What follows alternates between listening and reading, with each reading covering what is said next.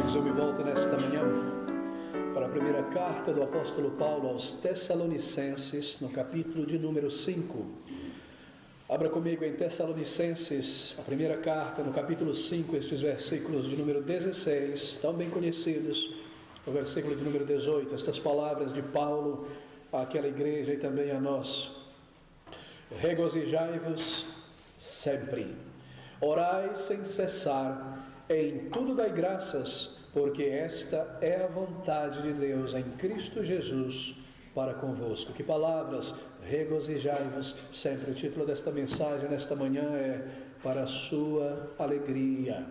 Neste domingo e no próximo, fazer uma pequena pausa ainda na nossa série de estudo na carta no Evangelho de Mateus. Nós queremos considerar esses temas de tremendo estímulo espiritual para a vida, a alma de cada servo do Senhor ao longo desta jornada para a eternidade. Queridos, a vida cristã, a vida de um salvo, é de fato a melhor vida a ser vivida em todas as perspectivas possíveis. Em nossa jornada física neste mundo, na nossa antecipação de algo certo e real, vindo em nossa direção, aquele dia da eternidade com o Senhor, a nossa comunhão com o nosso Deus, não há nada a se comparar com a vida cristã. A vida de um crente é a melhor vida a ser vivida. Se você pudesse fazer uma enquete nas ruas, ali na porta do metrô nesta tarde, perguntar às pessoas, em sua opinião, o que é uma vida válida de ser vivida? Qual é a vida ideal? O que você pensa as pessoas responderiam?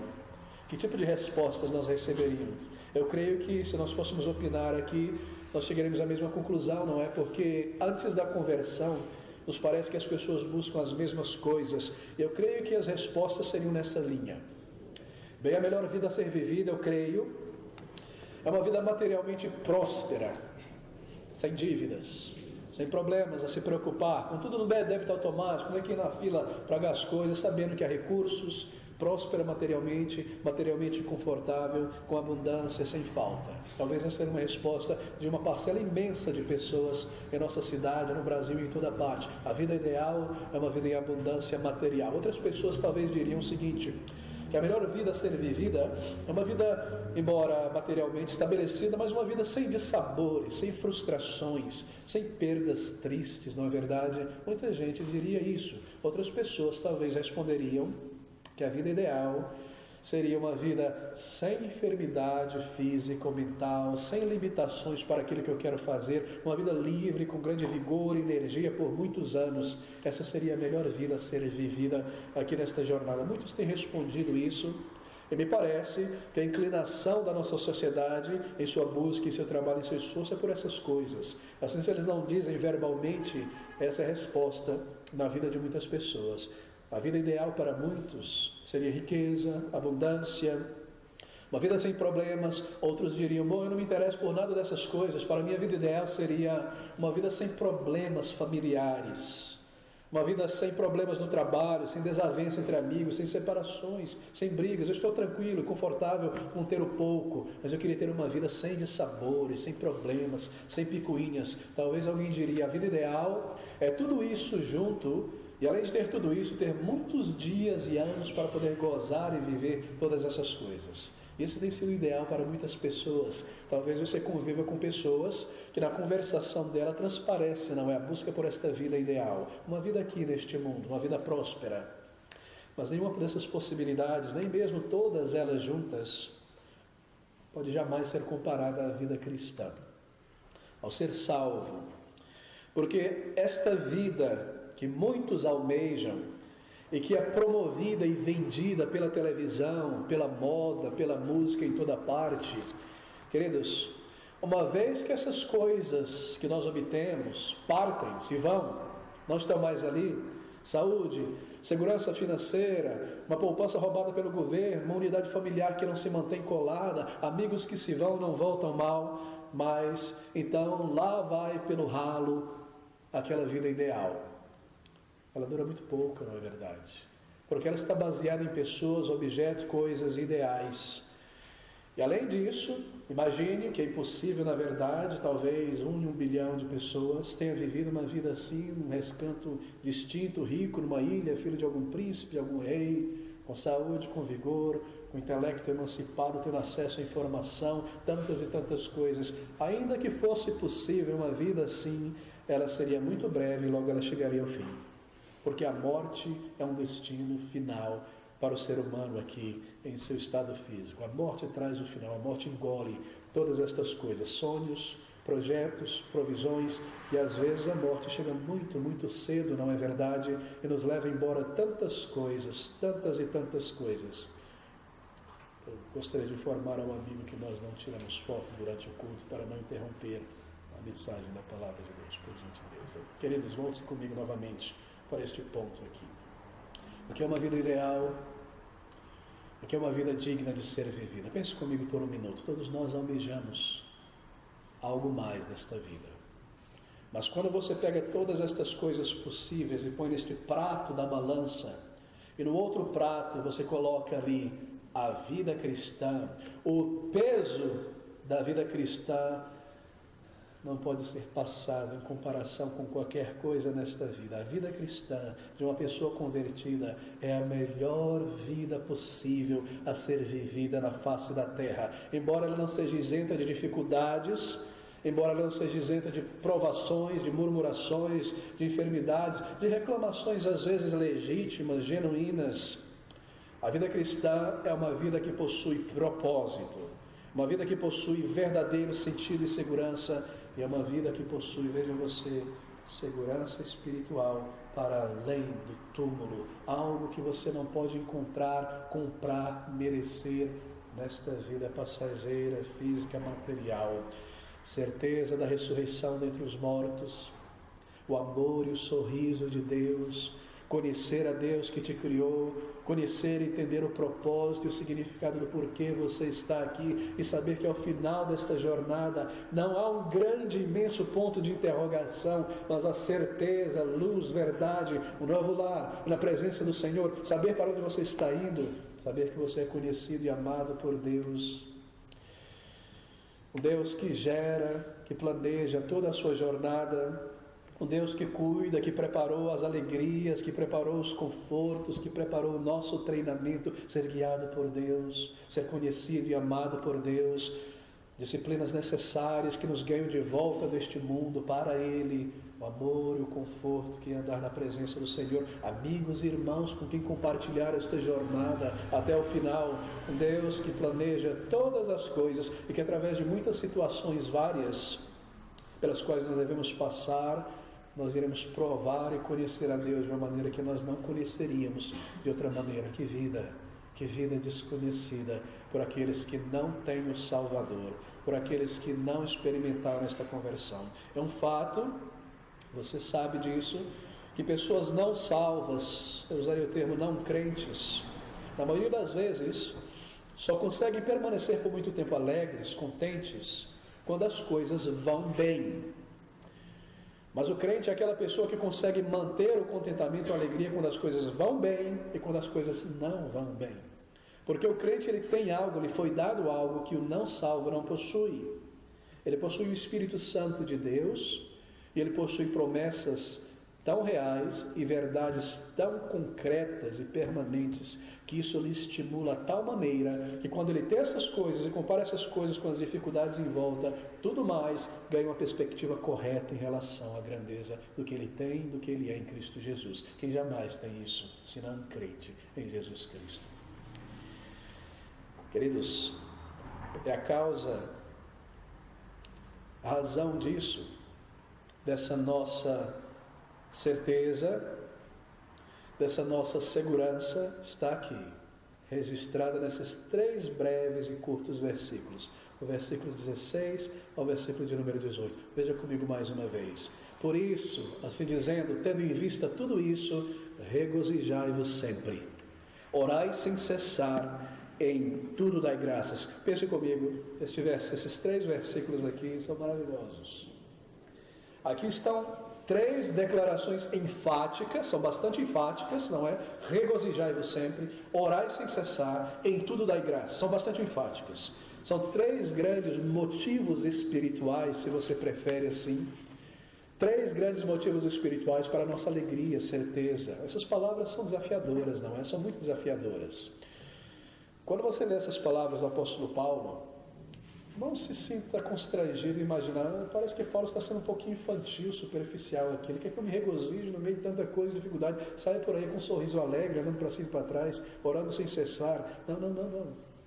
São 3 desafios que são corretivos para a nossa alma, são tremendamente estimulantes, são bastante profundos também. Não há nada superficial na palavra de Deus. Não há declarações vazias, apenas sentimentais. Muitas vezes nós escrevemos uma carta a alguém, um e-mail, um cartão, e ali às vezes você coloca uma declaração que talvez você não pense muito a respeito, apenas para concluir a carta. Não, é isso que tem visto aqui.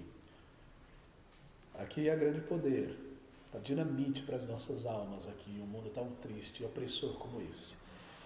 Se você prefere, esses 3 curtos versículos aqui falam de 3 práticas espirituais. Marque isso. 3 práticas, 3 exercícios espirituais.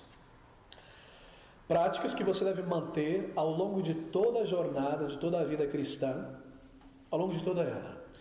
Regozijai-vos sempre. Orai sem cessar, e em tudo dai graças. É maravilhoso. Pense nesses 3 versículos como 3 chaves no molho de chave. 3 ali. Chave que você leva para cima e para baixo, para abrir sua porta, para abrir o carro, para entrar na empresa. Você sempre carrega elas. Elas estão sempre juntas ali nesse molho de chaves. Abrem as portas, algo que você leva com você, está na bolsa, está no bolso.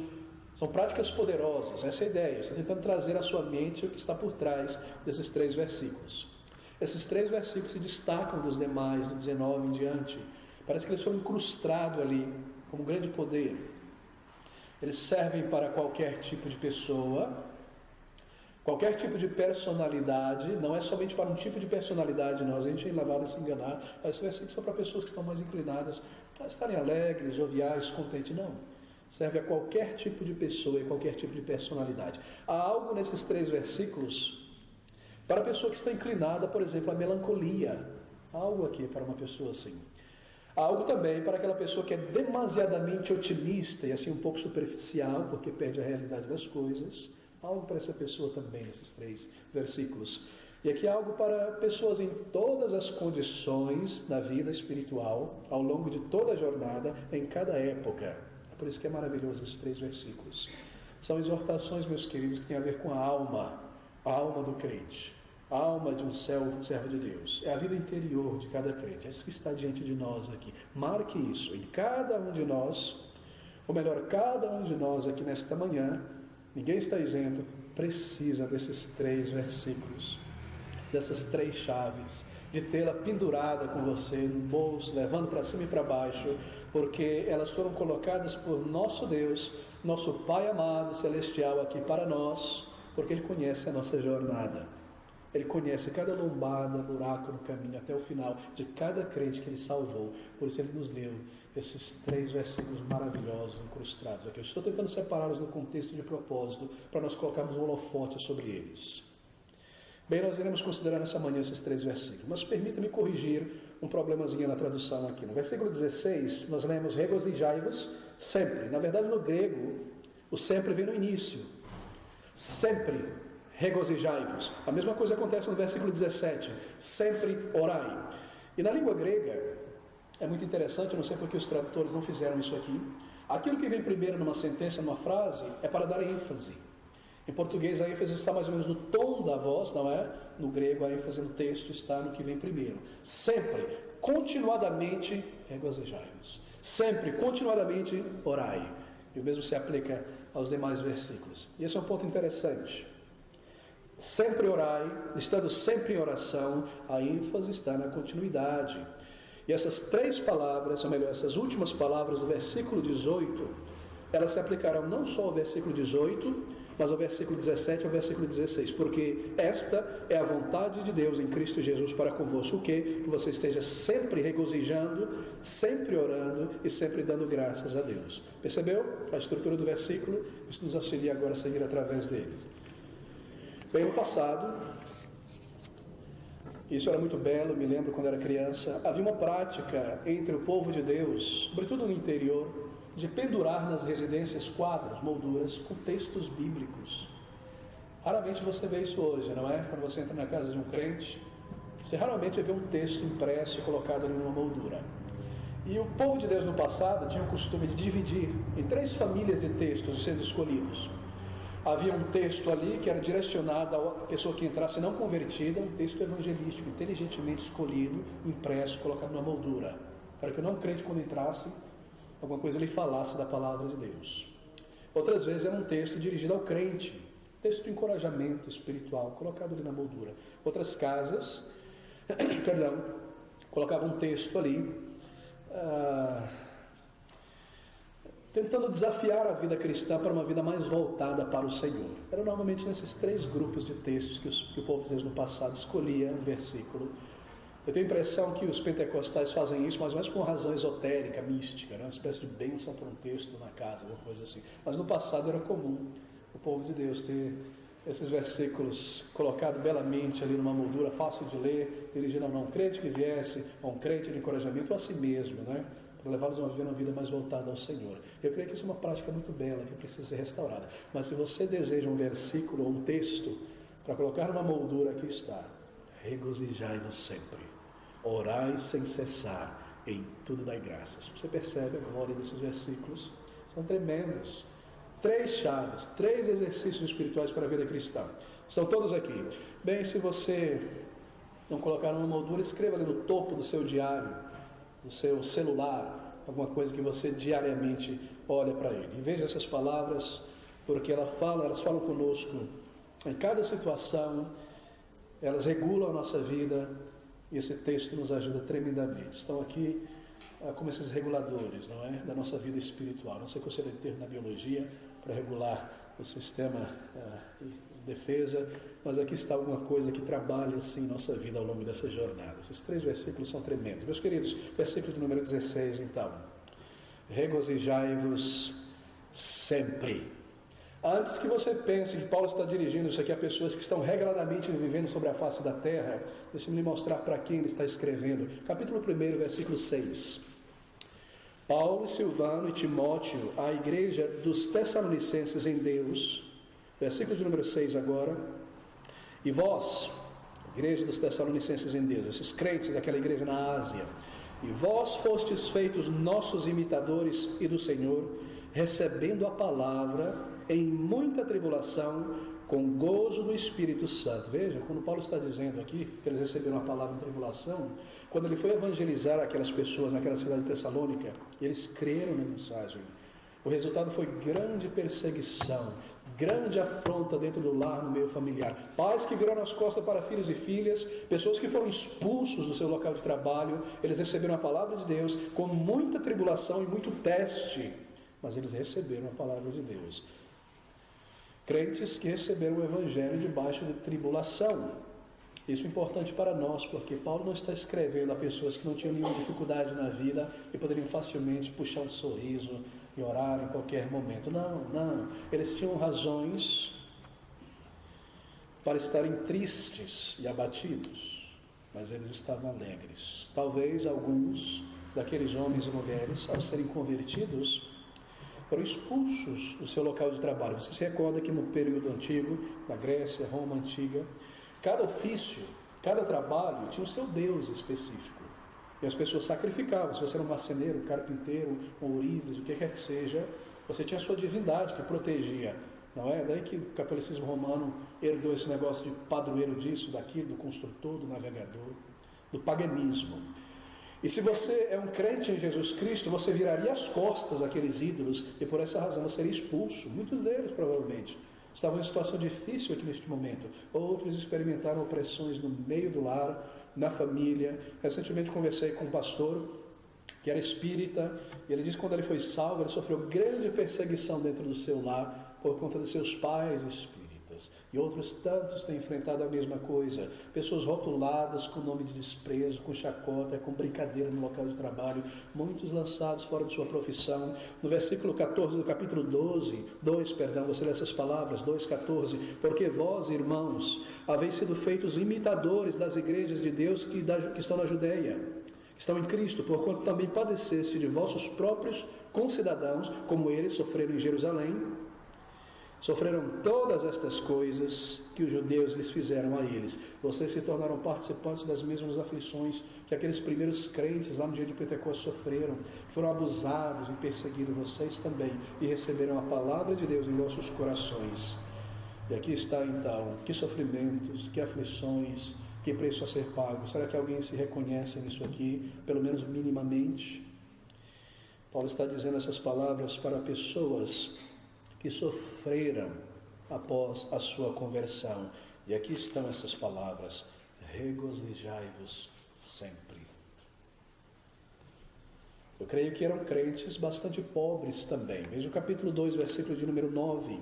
Porque bem vos lembrais, irmãos, do nosso trabalho e fadiga, pois trabalhando noite e dia para não vos sermos pesados, a nenhum de vós vos pregamos o Evangelho de Deus. Eles não tinham com que suportar aqueles apóstolos financeiramente em suas viagens. E o próprio apóstolo Paulo, que experimentou ele próprio esses sofrimentos, é quem está escrevendo. Quem mais do que o apóstolo Paulo sofreu para servir ao Senhor Jesus Cristo? Foi destituído de tantas e tantas coisas, uma carreira brilhante, do apreço de uma nação, dos seus pais, de sua família, de seus bens, de sua liberdade. Este apóstolo sofredor que está escrevendo a crentes sofredores e dizendo: regozijai-vos sempre. Regozijai-vos sempre no Senhor. Meus irmãos, você sabia que há um tipo de alegria, de regozijo que deve ser exercitado por todo crente em toda situação? Mesmo quando nós estamos sobre algum tipo de abatimento físico ou espiritual, deve haver uma medida de regozijo em nossos corações, em nossa mente, para com o Senhor, dirigida para com o Senhor. Paulo não está falando aqui de um tipo ou espécie de resignação estoica. Não vou me afetar pelas dificuldades, por nada. Ele não está falando sobre nada disso. Eu saio por aí de cara neutra, nem sofro, nem rio, nem nada. Ele não está falando sobre uma postura como essa. Não é isso. É uma exortação a pensar.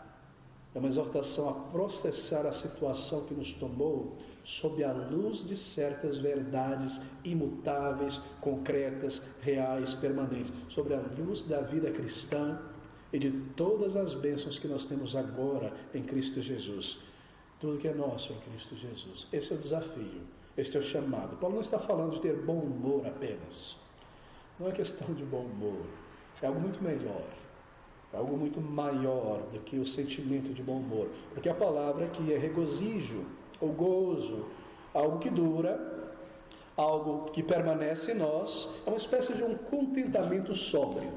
Isso é regozijo. Não está falando sobre ter bom humor e rir dos problemas. Nada disso.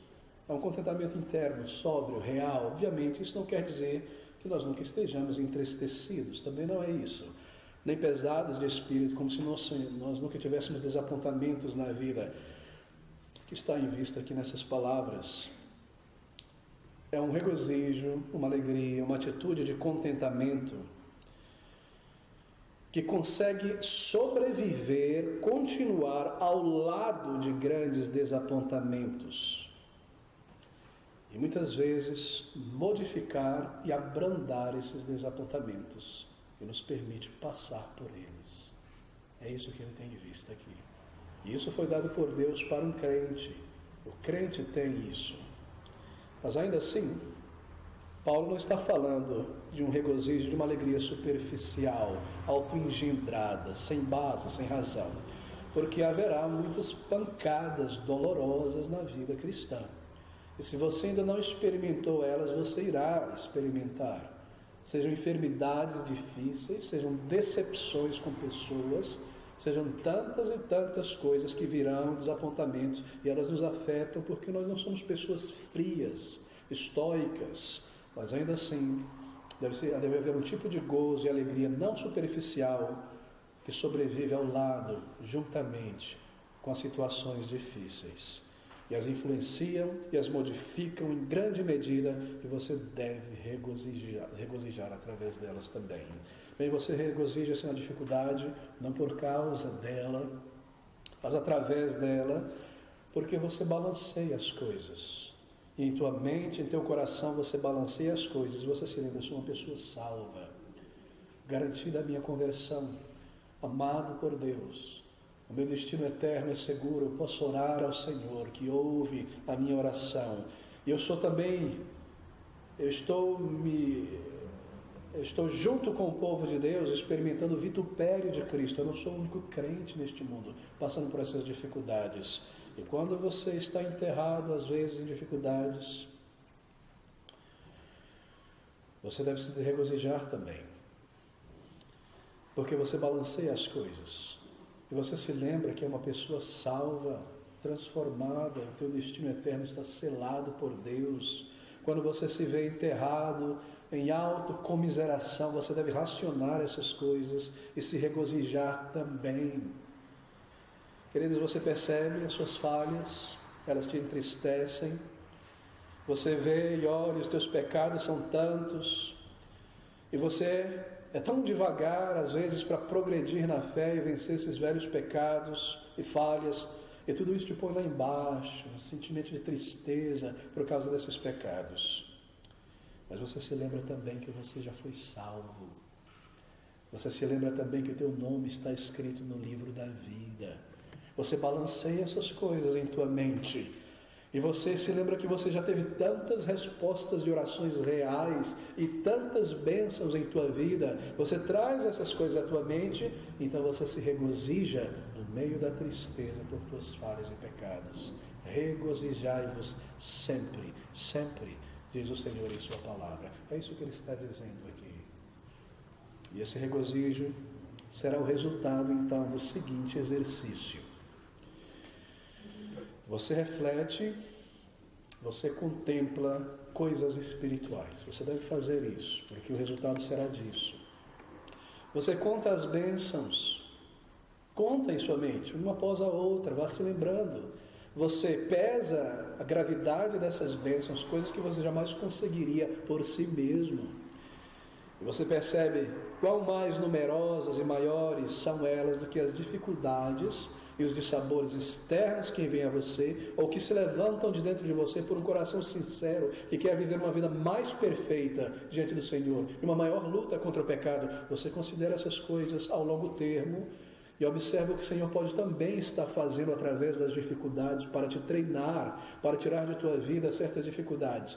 Estava conversando com a querida irmã alguns dias atrás, ela me disse: pastor, se não fossem as dificuldades que Deus me colocou nessas últimas semanas, eu não teria visto tanta coisa da minha vida que precisava ser lidado. Você se lembra disso também, que Deus tem um treinamento para você, e através de várias atividades e circunstâncias, Ele nos está levando a ver coisas que nós não veríamos, nem abandonaríamos, que todo mundo às vezes vê, mas que nós mesmos não veríamos. E você regozija também no Senhor por esta razão. Louva ao Senhor e glorifica a Ele. E no meio das provações, tristezas, você considera o teu treinamento, que Deus está te treinando espiritualmente. Todos nós estamos aqui sendo treinados por várias e várias situações permitidas por Deus para servi-lo melhor, para servi-lo mais, para formar o nosso caráter, para nos ensinar algo sobre a sua pessoa e o seu reino e a sua igreja. Situações que nos moldam, nos melhoram, nos santificam, nos aproximam mais e mais do nosso Salvador. E essas coisas vão nos desenraizando deste mundo e vão nos desmamando deste mundo e nos preparando para uma vida eterna com o Senhor. Esse é o propósito. E você traz essas coisas à tua mente e você se alegra no Senhor. E é por isso que nós temos essas palavras. No meio destas coisas, também regozijai-vos, regozijai-vos, regozijai-vos, diz o apóstolo Paulo. Para regozijar mesmo no meio de situações e acontecimentos muito difíceis às vezes. E eu estou elevando o grau da dificuldade aqui agora. Pense sobre a sua salvação. Pense sobre ela. Traga à mente a maneira como Deus te conduziu à verdade, a maneira como Ele te salvou e selou a tua alma pelo seu Espírito, a maneira como Ele te preservou. É bom fazer isso às vezes. Nós temos a ideia de imaginar que Deus só nos abençoa a partir daquele momento que eu fui salvo. Mas se você começar a pensar com muito cuidado, você perceberá que Ele já interagiu em sua vida antes da conversão. Ele te preservou de muita coisa que teria ceifado a tua vida, ou de decisões terríveis que hoje você traria circunstâncias, consequências e cicatrizes sérias. ou coisas que te afastariam do Senhor e te inutilizariam para a obra do Senhor, mesmo lá, diz Paulo, que Deus o conheceu antes da fundação do mundo, mesmo no ventre da sua mãe, e é o mesmo com cada crente. Ele conhece na eternidade passada, e a sua bênção conduzirá cada crente àquele momento em que ele conhecerá o Salvador. Então, bênçãos vêm desde então, e quando você pensa sobre isso, o que mais você pode fazer, senão se regozijar no Senhor? Oh, meus queridos amados, Ele abriu os teus olhos, te conduziu ao arrependimento, você ouviu o chamado à fé no Salvador, Ele te salvou, Ele removeu os teus pecados e a culpa terrível, te deu um novo coração, te deu certeza, e tantas vezes Ele te trouxe de volta a uma comunhão com Ele, quando você foi seduzido pelo mundo, ou ganho pelas preocupações várias, Ele trouxe de volta aos trilhos da fé, renovou a alegria da tua salvação, lidou com bondade com você, tem te preservado até aqui, regozijai-vos sempre. Esse é um motivo tremendo para o regozijo. Então você pensa também, além de pensar sobre a tua salvação, no meio das grandes dificuldades, você pensa sobre a sua salvação, você traz isso à mente, e você também pensa sobre todos os benefícios que você tem após a conversão. Um novo coração, para amar ao Senhor, para amar almas necessitadas. Eu não tinha isso antes, tudo era para mim, os meus amigos próximos, que me admiravam, sempre eu. Um novo coração, que sente para o Senhor, que o ama, que ama a palavra, os irmãos. Isso não existia ali, isso é algo criado por Deus e dado a um crente, não é algo que naturalmente eu tive e vim alcançar pelo intelecto, é algo que Ele criou ali. Novo coração, faculdades espirituais para entender a palavra de Deus, que era tão difícil esse livro, eu não consigo entender, só para a gente que está no seminário, e agora eu entendo a palavra de Deus, eu amo a palavra de Deus, eu extraio, eu consigo ensinar outras pessoas, e abrir e ler um texto e explicar para uma outra pessoa. Essa é uma faculdade espiritual dada por Deus, nós não tínhamos isso antes. Capacidade de compreender, a palavra já não é mais um mistério para as nossas almas. Que bênção! E você pensa sobre outros crentes em Cristo também nesse momento. Você pensa sobre a sua salvação, você pensa sobre os benefícios vindo após a salvação, e você traz à mente também, nesse momento, o estado de outros crentes. Pensa sobre o povo de Deus agora, hoje, dia 2 de julho de 2017, no Iraque. Pense sobre eles. Você não tem igrejas onde você possa vestir a sua roupa e vou para a igreja. Escondidos, um ali, 10 acolá, 15 aqui, 7 ali. Se alguém descobre, se o vizinho descobre, se o familiar não crente descobre, você é decapitado. Pense sobre o povo de Deus no Egito. Pense sobre o povo de Deus na caçamba de caminhões viajando, fugindo agora, nesse momento. Ou dentro de botes, tentando cruzar para o outro lado da África. Ou num lugar tão frio como a Coreia do Norte, em campos de trabalho forçado. Pessoas como você e eu, que tem cabelo, que tomam banho, salvos em Cristo Jesus. Você pensa sobre eles. Eles não são figuras de um programa de televisão, um filme antigo, são agora vivos lá, herdeiros da vida eterna. Você pensa sobre eles. Muitos separados de seus filhos ou esposos, sem facilidades básicas de conforto físico, que nós desfrutamos aqui. E não são poucos, um gato pingado, um punhado, é muita gente, é muito crente. Muitos e muitos mesmo, centenas de salvos. Será que eu não posso me regozijar e contar as minhas bênçãos em Cristo no meio da minha dificuldade? Quando eu penso sobre esses irmãos reais que hoje sentem essas dificuldades e passam por ela com seus filhos, é claro que você pode regozijar. E você também pensa sobre eles. Nós agimos assim, e você reúne os teus pensamentos, pensa e reflete sobre todas as bênçãos que são nossas em Cristo Jesus. É por isso que é um desafio e um exercício. Regozijai-vos sempre, sempre regozijando no Senhor, continuadamente.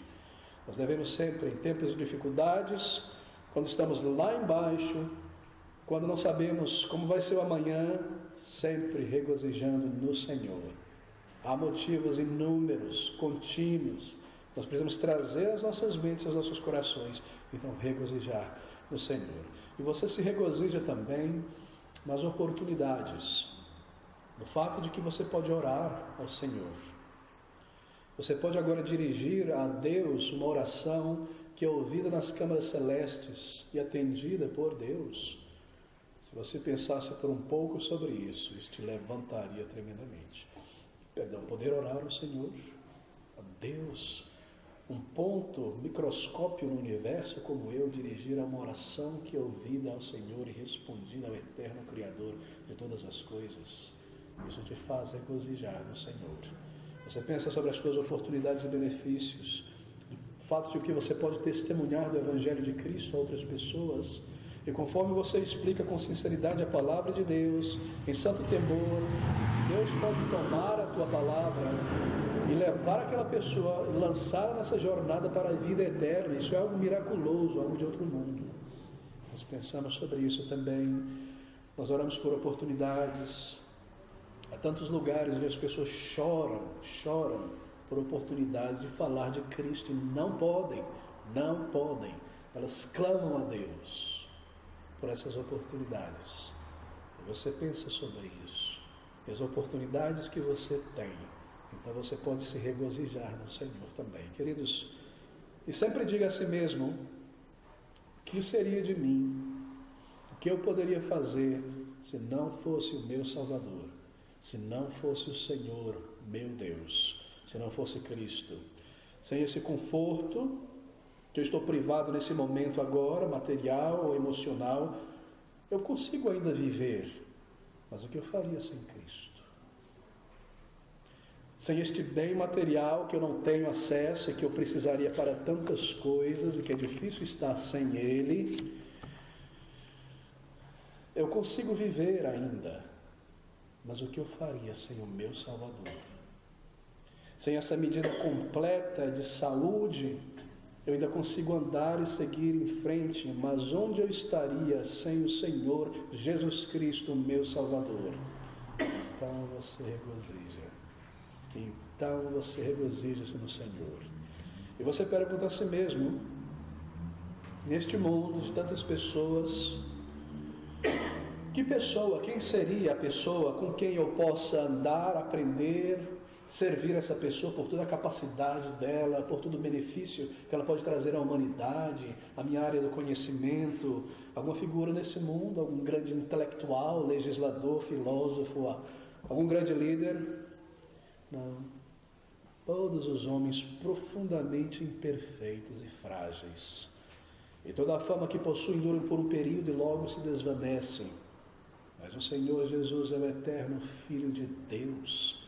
Deus encarnado que veio a este mundo, maravilhoso Senhor, verdadeiro Senhor, que nunca falha, que não precisa replanejar seus planos, perfeito em todas as coisas.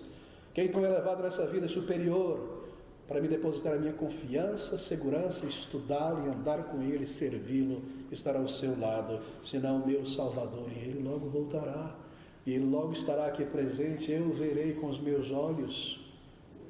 Logo eu estarei com Ele. Não vai durar 1000 anos, pelo menos para mim em particular, eu não vou viver 1000 anos, e ao final da minha jornada eu estarei com Ele.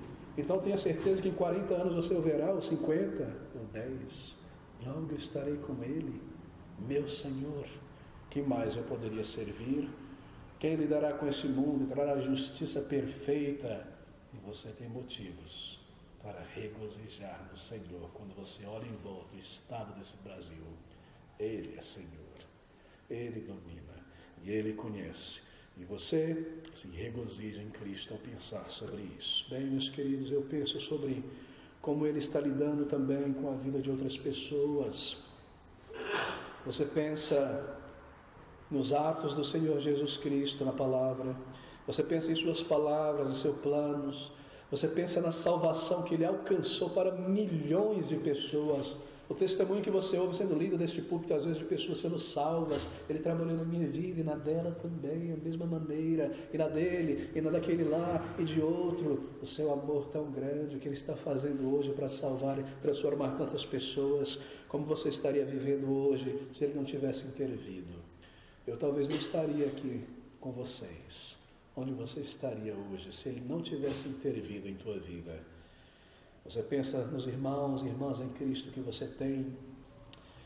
E esses tipos de coisa, de pensamento, te farão regozijar no Senhor. Certamente te farão. E é nessas coisas que nós regozijamos, porque a nossa alegria nunca depende de coisas externas. Por isso, regozijai-vos sempre, diz o apóstolo Paulo. Assim, regozije-se amanhã.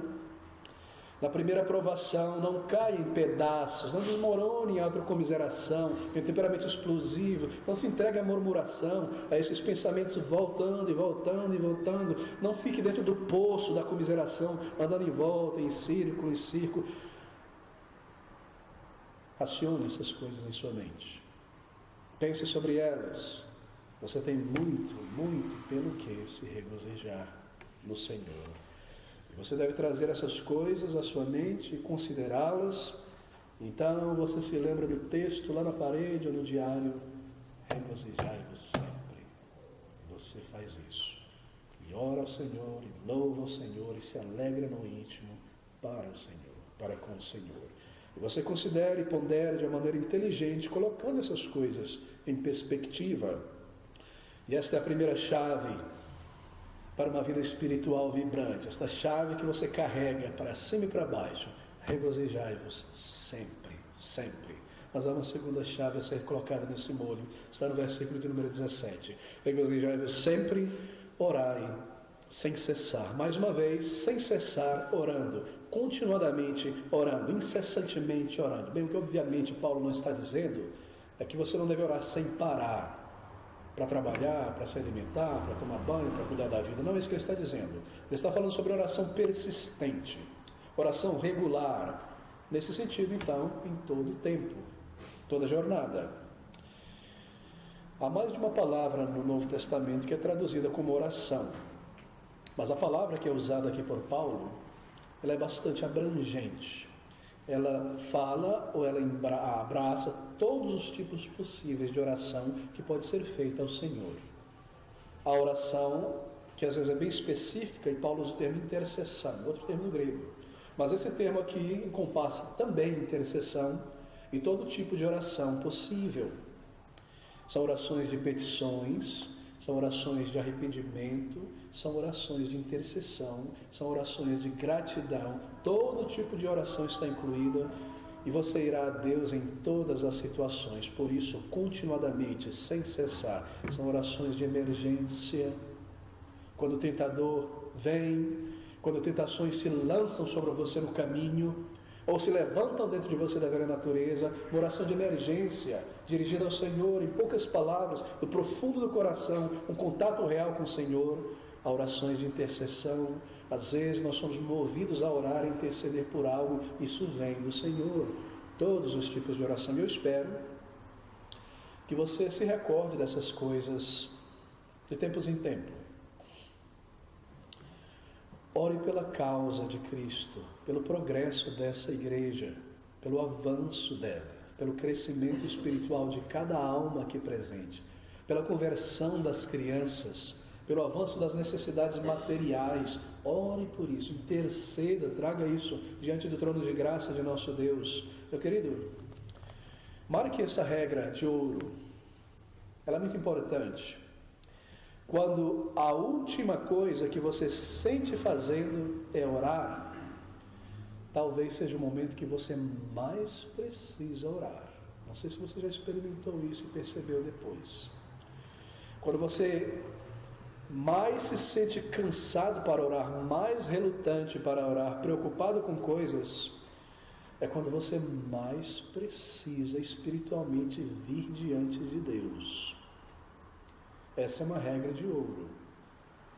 Mesmo uma oração breve ao Senhor é um momento de gigantesca importância, porque a sua velha natureza ou o inimigo está operando em você para te afastar do Senhor. Quando você menos se sente inclinado a orar, é o momento que você mais precisa orar. Quando você puder, ore antes de uma atividade que irá envolver muito da sua atenção. Ore ao Senhor.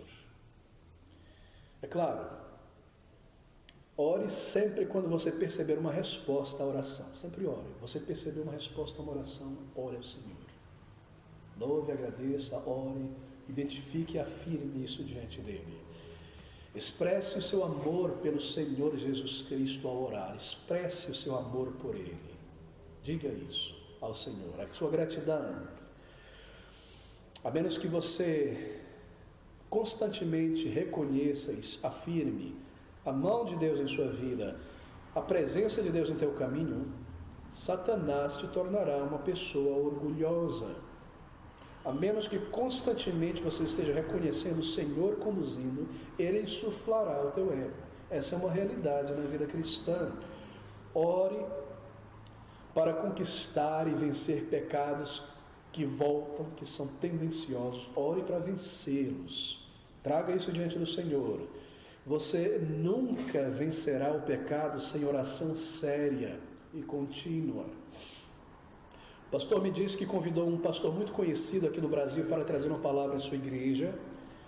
E a palavra era sobre oração. E houve um momento em que ele queria dizer, por quanto tempo orar? Quando orar? E ele disse uma coisa que foi tão absurdamente nécia, que demoliu tudo o que foi dito. Ele disse, quando eu fui salvo no início, eu orava muito.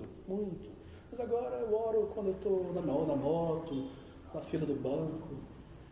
Que loucura.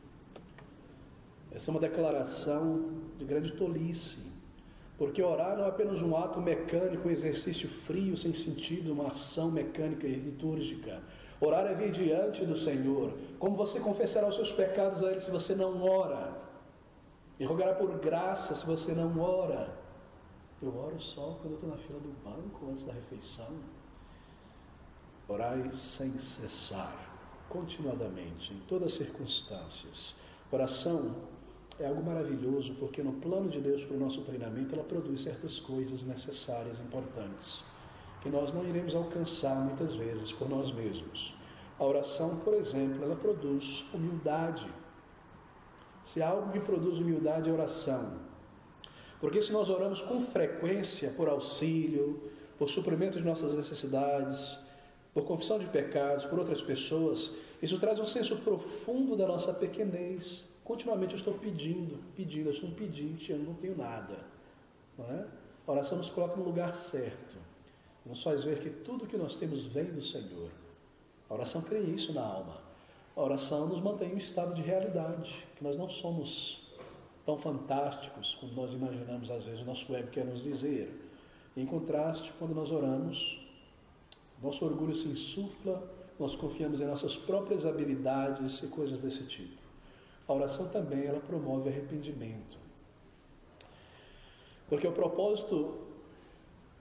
ato, de se aproximar de Deus, que é santo, que é glorioso, que me viu ao longo de todo o dia, o que eu pensei, o que eu falei, nos faz nos envergonhar de nossos pecados. E assim a oração promove arrependimento. Como eu poderia agora já entrar diante de Deus e pedir, quando eu sei que hoje eu não cumpri meus deveres cristãos, eu não fiz o que eu deveria fazer. Isso me leva a rogar a Deus por perdão. Eu me mantenho em comunhão íntima, sincera com Ele. A oração produz arrependimento, nos leva a examinar os nossos corações continuadamente e nos arrepender. Falta de oração consistente é uma indicação certa de nossas falhas e deficiências de caráter.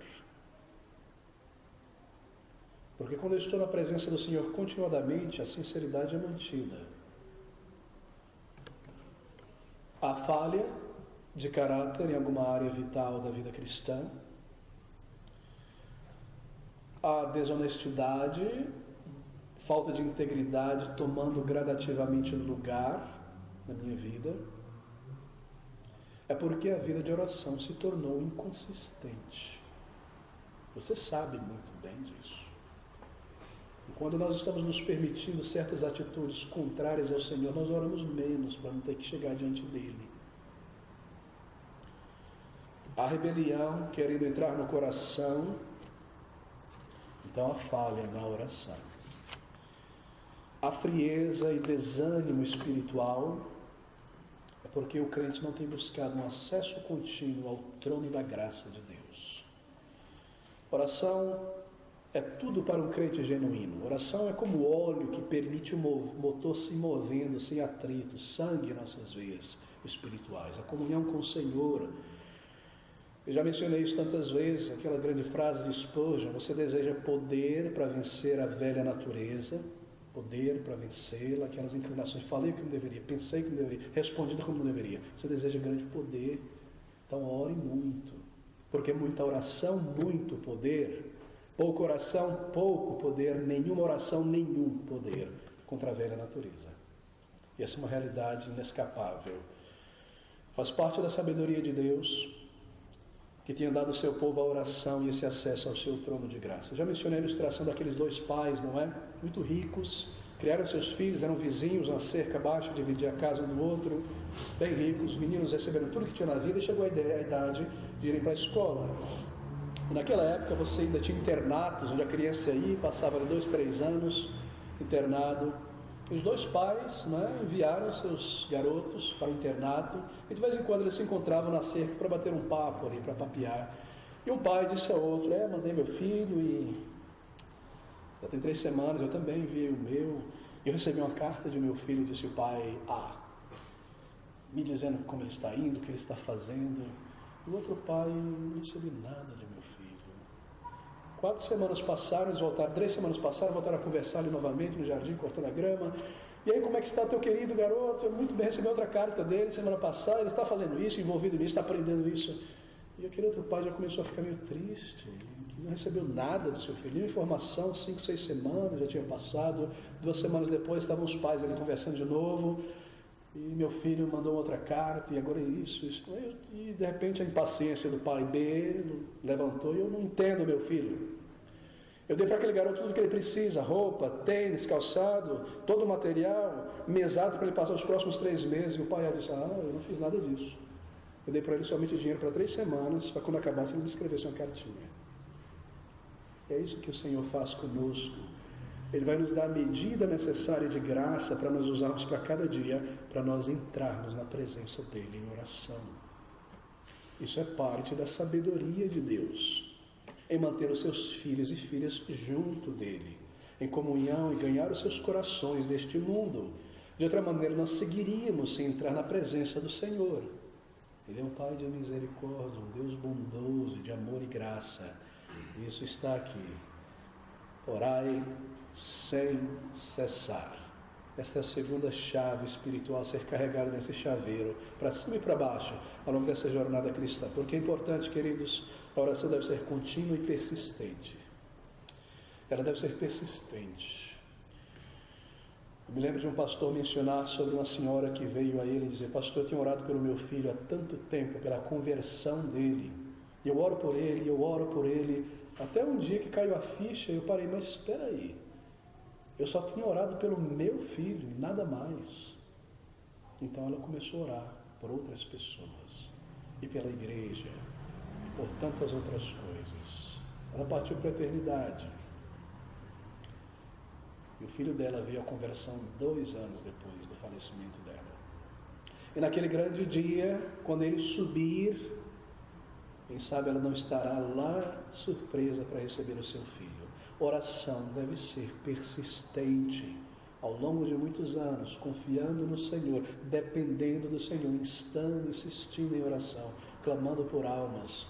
A oração deve ser persistente, meus queridos. Oração, às vezes, a oração ela parece quase se alegrar e se regozijar com problemas. O problema, uma oportunidade para provar o Senhor em oração. Uma oportunidade para vir diante dele, ver a graça dele operando, ver o Deus vivo presente. A oração parece estar quase alegre com as dificuldades, na verdade. Um desafio para nós, como igreja, um desafio para o crente. Nós nos reunimos e clamamos ao Senhor. E a oração diz: essa é uma oportunidade para provar o Senhor e mostrar a nossa dependência dele. E essa é a segunda regra, para uma vida espiritual vibrante e real. Regozijai-vos sempre, orai sem cessar. Mas aqui é uma outra chave para esse chaveiro espiritual. É a terceira no versículo 18. Em tudo dai graças, porque esta que se refere aos outros versículos também, é a vontade de Deus em Cristo Jesus para convosco. Em tudo dai graças, isto é, em conexão com todas as coisas, dê graças a Deus. Em tempos de bênção, em tempos de dificuldade, Em tempos de dúvidas sobre o amanhã, material humano, de incertezas, agradeça a Deus. Dirija a Ele oração, palavras de ação de graças, em louvor ao Senhor. Em tudo dê graças, em conexão com todos. Mas não faça isso como fazem os pagãos evangélicos. Obrigado, Jesus. Obrigado, meu Deus. Não, você para. E você dirige a Ele oração. E você louva ao Senhor. E afirma com inteligência. Isso é dar graças ao Senhor. Você ora a Ele. E agradeça a Deus, então. Dê graças ao Senhor com alegria. Agradeça a Deus pela sua esposa, pelo seu marido. Faça isso, a verdade, todos os dias. Sempre agradeça pelo seu cônjuge. Agradeça a Deus pelos seus filhos. Louve e agradeça ao Senhor por nome, por cada filho. Agradeça ao Senhor, que é gracioso. Agradeça a Deus por amigos, irmãos e irmãs em Cristo, que podem me exortar. O que seria de mim se alguém não me exortasse, me ajudasse, me confortasse? Louve ao Senhor pela provisão dEle na nossa vida, em amigos e irmãos na fé. Por todas as provisões espirituais, agradeça ao Senhor, agradeça a Deus por todo o progresso que você já fez na fé até aqui, agradeça a Deus por bênçãos materiais, agradeça ao Senhor por provisões, por suprimentos, dê graças a Ele pelo fato de que muitas orações já foram dirigidas ao Senhor ao longo dos anos, por tantas respostas de oração. Agradeça ao Senhor pela situação que você se encontra agora, embora ela possa ser difícil, desafiadora, o Senhor tem um treinamento para você e para mim. Agradeça ao Senhor por isso. Dirija a Deus ações de graças quando o mundo foi injusto com você. Louve ao Senhor por isso. Quando certas coisas foram tiradas da sua vida, também agradeça a Deus. Louve, dirija ação de graças ao Senhor. Porque o Senhor está nos ganhando deste mundo através de muitas coisas. E assim, você não confia demasiadamente no braço do homem, no governo, na legislação. Você aprende a confiar no Senhor, nele. Nem construa ídolos dentro do teu coração. Isso é a bondade de Deus. Por isso agradeça, louve ao Senhor. Em tudo dai graças, porque esta vontade de Deus para convosco. E a vontade de Deus para convosco se refere aos 3 versículos. Regozijai-vos sempre, orai sem cessar, e em tudo dai graças. É a vontade de Deus. Pastor, eu queria muito conhecer qual é a vontade de Deus para a minha vida. Eu queria entender qual é a vontade de Deus para a minha vida. Aqui está uma que você pode saber e ter certeza. Ele deseja, Ele quer que você regozije-se sempre. Ore sem cessar. E em tudo dirija a Ele gratidão, louvor, adoração. É a vontade de Deus para o seu povo. É a sua maneira de fortalecer o nosso espírito.